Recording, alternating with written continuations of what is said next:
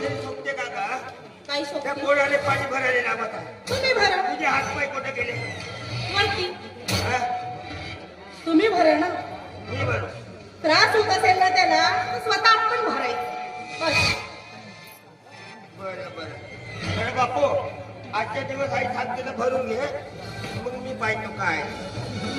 जा. जा.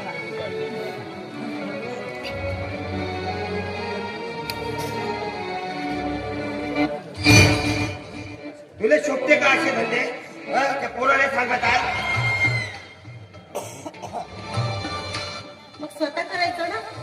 म्हणजे मी मला कशाला सांगताय तुम्ही? बायाचे काम का ते माणसाचे काम? एकच काम आहे पण कसं आहे ना, मी माझ्या भावाच्या घरी अशी काडी सुद्धा उचलली नाही.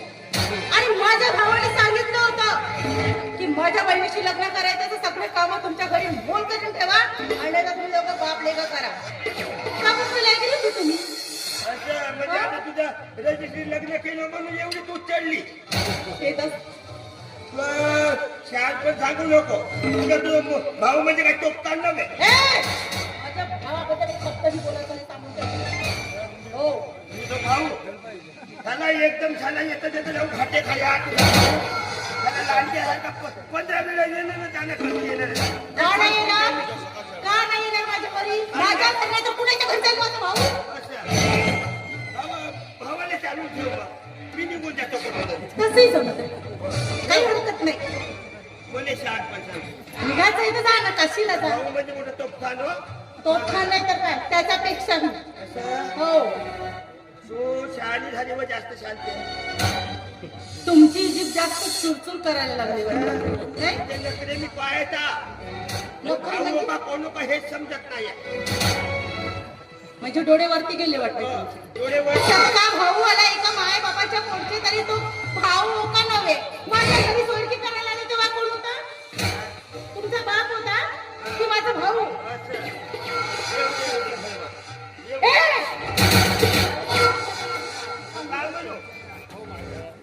आणि एकदम माणसा म्हणलं तर मागच्या मागतच राहायला लागेल.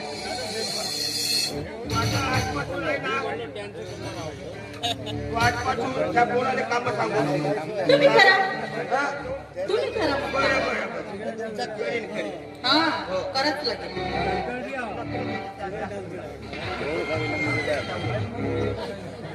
जाऊन येतो नाही तिकडेच जाणं थांबा ना. घरी काही कोणतं काम. खरंच लग्न झाल्यापासून एक शब्द माझ्या समोर बोलत नव्हते. आता जरा बापलेखांची जीभ जास्त चुरचूर करायला लागला नाही का? याचा तर काहीतरी विचार केलाच पाहिजे.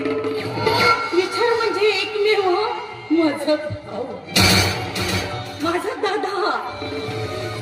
त्याला जर सांगलं ना तर यांना शून्यातून शून्य करून नाही त्या कोंबडीसारखं तंतीवर बसवलं ना काहीच केलं नाही. आणि तसंही दादाला सांगायलाच पाहिजे.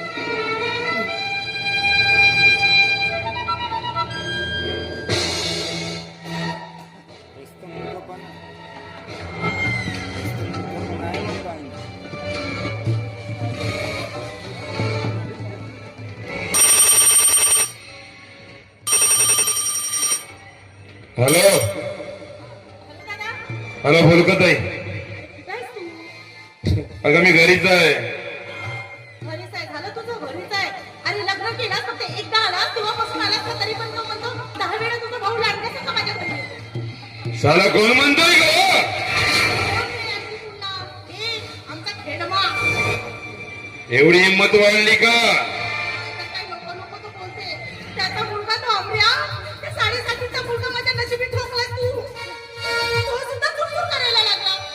साला बाजले वाटते यांचं मात उतरावं लागतो ताई. त्यासाठीच तर फोन केलं. यांच्यापासून तुला काही त्रास आहे का हे मला सांग अगोदर.